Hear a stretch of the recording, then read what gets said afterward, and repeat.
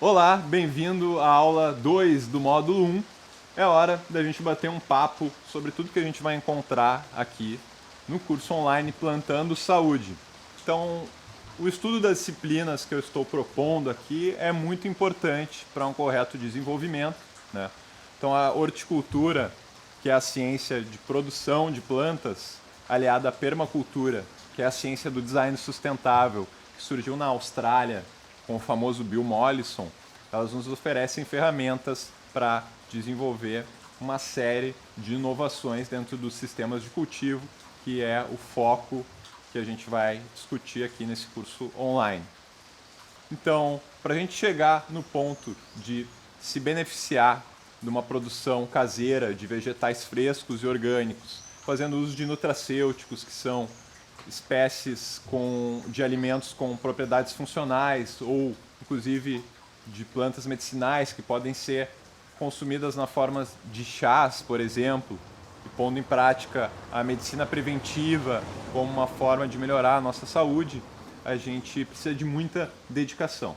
E é por isso que eu estou trazendo esse curso online e você está vindo junto comigo aqui para realmente arregaçar as mangas e colocar um pouco em prática esses princípios todos.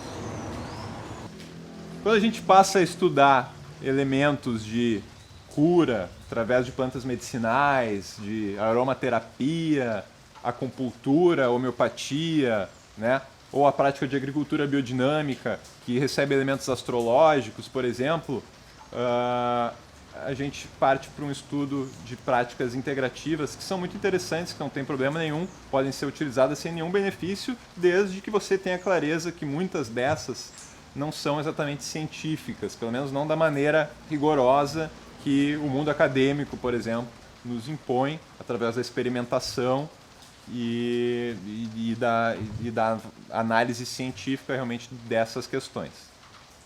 As famosas pseudociências fazem parte do nosso cotidiano, dos saberes e fazeres populares no Brasil afora, que são muitas vezes praticados por populações tradicionais, por agricultores familiares. Eu sei bem disso porque eu dediquei boa parte da minha carreira como biólogo para ir a campo, trabalhar junto com essas populações, né? Por exemplo, populações tradicionais na Amazônia, onde eu fui estudar lá o meu mestrado a partir de 2011. E o Dr. Valdeli Knupp foi meu orientador. E essa pessoa é muito interessante, que ele hoje é entendido como principal autoridade em plantas alimentícias não convencionais no Brasil, e além de ser um grande botânico estudioso, ele também é um agricultor. Ele tem um sítio lá na região de Manaus, onde ele vive. Ele produz muitas dessas plantas, inclusive fornecendo para alguns restaurantes locais.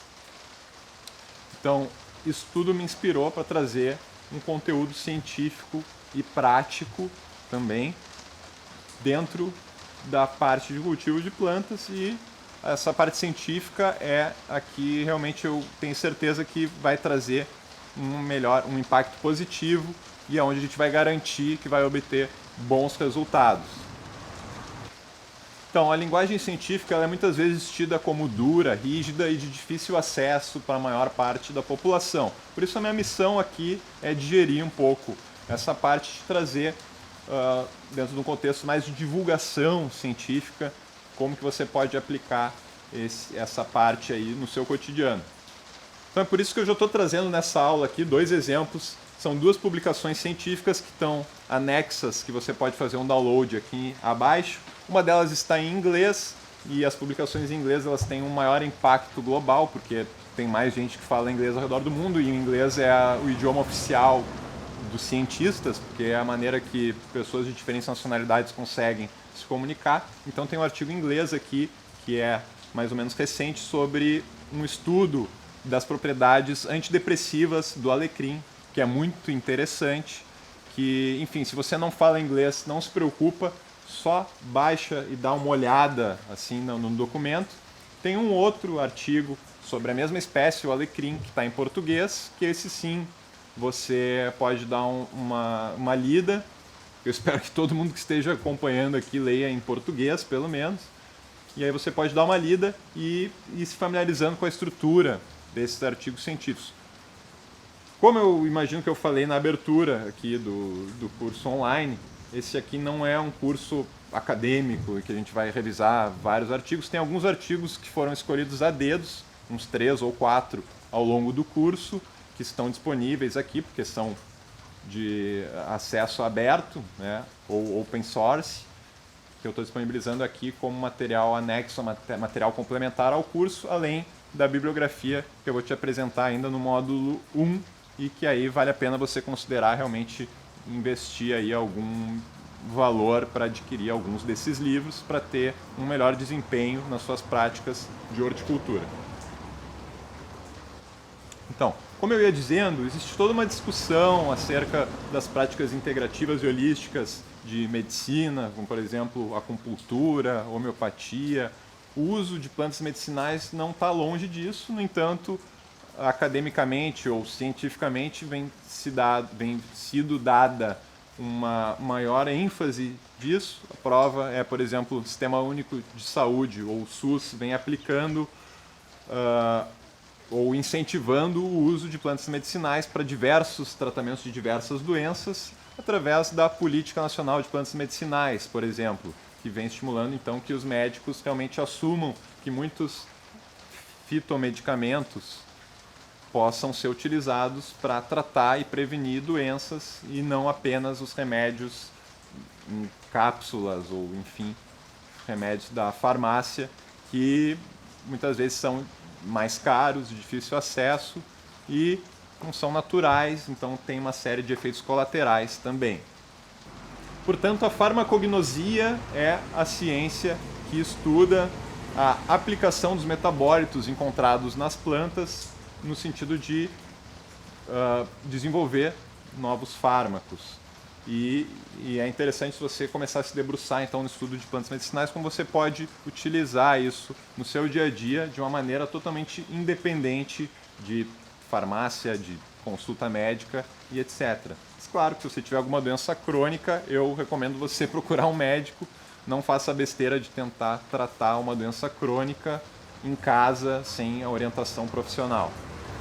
Então tudo isso para te dizer que eu acredito na cura através das plantas, tanto pelo uso quanto pela prática da horticultura como uma forma terapêutica, como uma maneira de mexer na terra e sentir os benefícios que isso pode te trazer no seu dia a dia, no seu humor, na sua disposição, né? A gente tem um sério problema hoje em dia na sociedade que vem sido registrado aí pelos estudiosos, que é o transtorno de déficit de natureza. Então as pessoas, principalmente no ambiente urbano, elas não vão com muita frequência para a mata, para tomar banho de cachoeira ou ir à praia, etc. E isso pode trazer problemas de difícil diagnóstico, mas que hoje em dia já está até sendo discutido aí, então, transtorno de déficit de natureza como causa provável de uma série de outros transtornos.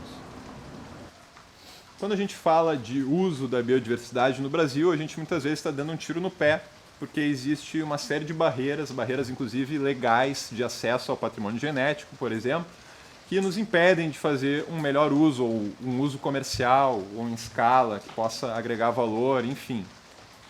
E o objetivo nosso aqui no Plantando Saúde é justamente trabalhar em cima disso para você ganhar maior familiaridade com a biodiversidade, com as dezenas ou centenas ou até milhares de espécies de plantas que estão por aí disponíveis. E só realmente fazendo um estudo aprofundado sobre taxonomia, classificação das famílias botânicas, dos gêneros e das espécies, você vai poder fazer um melhor uso das plantas. Você vai poder, inclusive, incrementar os seus canteiros com placas de identificação, como essa aqui que eu montei para a guabiroba, que é uma espécie frutífera nativa de todo o Brasil praticamente, Campomanésia xantocarpa. Então, para você entender o gênero Campomanésia, que tem diversas espécies de guabiroba, e que particularmente essa aqui que eu montei para a espécie Campomanésia xantocarpa, especificamente um tipo de guabiroba, você tem que entender então um pouco da classificação botânica, sistema que Linneu desenvolveu lá no século XVIII e que a gente vem aperfeiçoando até hoje e incrementando com estudos de biotecnologia, por exemplo, para ir até o nível molecular, até um nível taxonômico mais específico e mais real, mais concreto, para a gente entender então a classificação das plantas. Essa é a importância de estudar identificação botânica. Você vai poder criar um canteiro, inclusive, mais didático, por exemplo, aplicando essas placas de identificação. Então, as plantas alimentícias não convencionais podem ser espécies arbóreas, frutíferas nativas, como eu falei, por exemplo, da guabiroba. Aqui no Rio Grande do Sul a gente tem a goiaba serrana, que é pouco conhecida. Se a gente for para o norte, tem a graviola, o cupuaçu, taperebá, a pitomba, o bacuri, uma série de espécies regionais que são muitas vezes, sim, são consumidas regionalmente, mas que são desconhecidas para a maior parte da população do país e que são um patrimônio nosso também, que poderiam estar sendo muito melhor utilizadas. Além dessas, tem os insos também, que são ervas que nascem espontaneamente. Algumas delas são até exóticas, ou seja, vindas de outros países, mas nascem espontaneamente porque se adaptaram muito bem ao clima brasileiro, e a gente sai por aí pisoteando até no meio-fio da calçada, em canteiros, ou até arrancando das nossas hortas, porque a gente não conhece o potencial dessas plantas, que são inúmeras, e aí a gente cai num velho ciclo que a gente não usa porque não conhece porque não usa. Além dessas espécies desconhecidas, tem também as partes não consumidas de espécies convencionais. Por exemplo, você já comeu folha de cenoura? Folha de cenoura pode dar um excelente refogado. Né? A folha da beterraba também, que não é muito consumida. Normalmente a gente compra lá a cenoura ou a beterraba sem aquela parte da folha, e aí não conhece, não usa. O mamão verde, por exemplo, pode ser utilizado como hortaliça. A banana verde também. Ainda no mamoeiro, é possível utilizar o tronco para fazer o famoso doce do pau ralado, a partir do tronco do mamoeiro. Então todas essas são espécies convencionais que não se utilizam essas partes, que podem estar também auxiliando no incremento da sua alimentação e num contexto de segurança alimentar. Então, dessa maneira, a gente entra na discussão de segurança alimentar. Veja quantas oportunidades a gente tem por aí, inclusive nos centros urbanos, praticando agricultura urbana, por que não, em praças, em parques, em locais com maior exposição solar, que a gente poderia estar aproveitando e alimentar as pessoas na rua. Olha quantas pessoas pedindo comida pelas sinaleiras aí nas grandes capitais brasileiras que poderiam estar utilizando um espaço público na produção de alimentos. Por que não? Esse é um grande paradigma na nossa sociedade. Infelizmente, as autoridades, os governos e os políticos não passa pela cabeça deles, talvez na cabeça da maioria das pessoas não passe essa ideia de que é possível produzir alimentos em pequenos espaços dentro das cidades, em parques, em áreas urbanas. E isso é uma coisa que a gente vai começar a trabalhar também a partir aqui desse curso online, com a bagagem teórica e técnica e prática que a gente vai estar trabalhando. A gente vai poder, inclusive, se engajar em projetos sociais, quem sabe, e você vai poder se tornar um jardinista, um hortelão urbano, que vai poder fazer a diferença aí na sua cidade e até mesmo na sua comunidade. Então, por enquanto é isso. No próximo vídeo a gente vai discutir um pouco mais a fundo o que é horticultura e permacultura. Até lá, um abraço, tchau!